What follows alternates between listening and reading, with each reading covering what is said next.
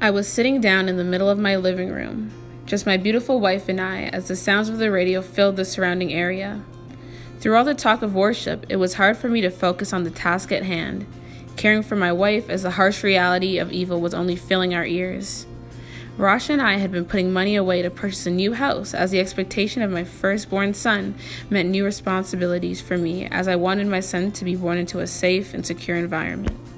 Sooner rather than later, that dream turned into a reality, as on Sunday, June 8th, 1952, we moved into our small little house where walls were bright yellow, a reflection of the bright sun that could be seen directly outside of our kitchen window.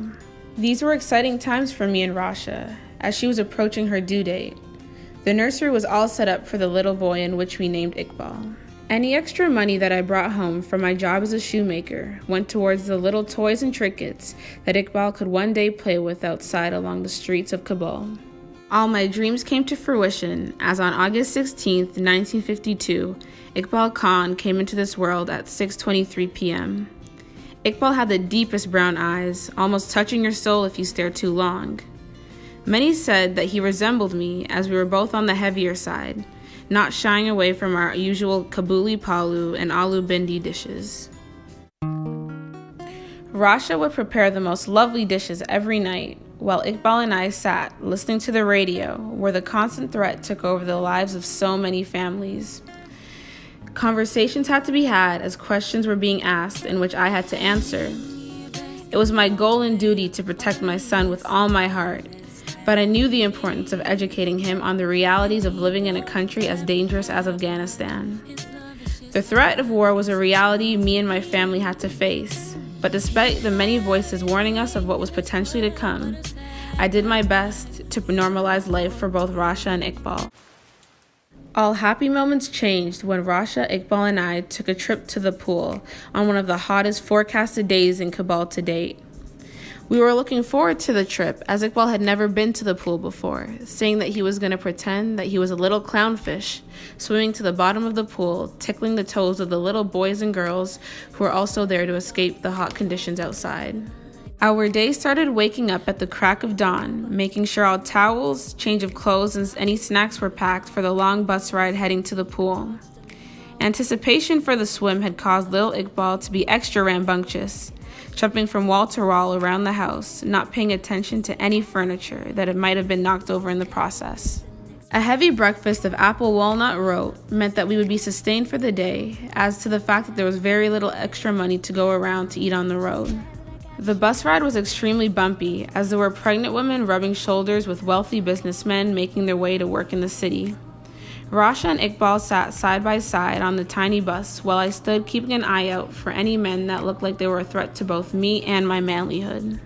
As people got on and off the bus, the thought of my feet touching the water was enticing, as I had previously been used to the hard gravel running along the soles of my feet on the dusty streets of Kabul. Once arriving at the city pool, Iqbal had no issues wanting to jump into the water head first at the sight of the many children and parents splashing around with toys in hand. Though the thought of my son splashing around was joyous to me, he had never previously swam, meaning Rasha had to keep an eye out for him at all times with the fear of something happening. Out of the corner of the pool, I heard a deep voice calling my name. Due to the annoyance of the voice, I turned around to realize it was my good friend Muhammad, at which the last time I saw him was at my third cousin's wedding about 2 years back. We embraced each other with open arms, expressing our happiness to see one another. With that, we began drinking and drinking, catching up on old memories that had been lost for years. 5 beers later, I was not in the right state of mind, as my surroundings were blurry and my steps became increasingly slow and unstable.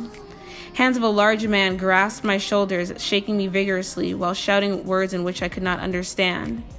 The man faced me towards the pool, pointing out far into the distance in which I could see a clear struggle taking place.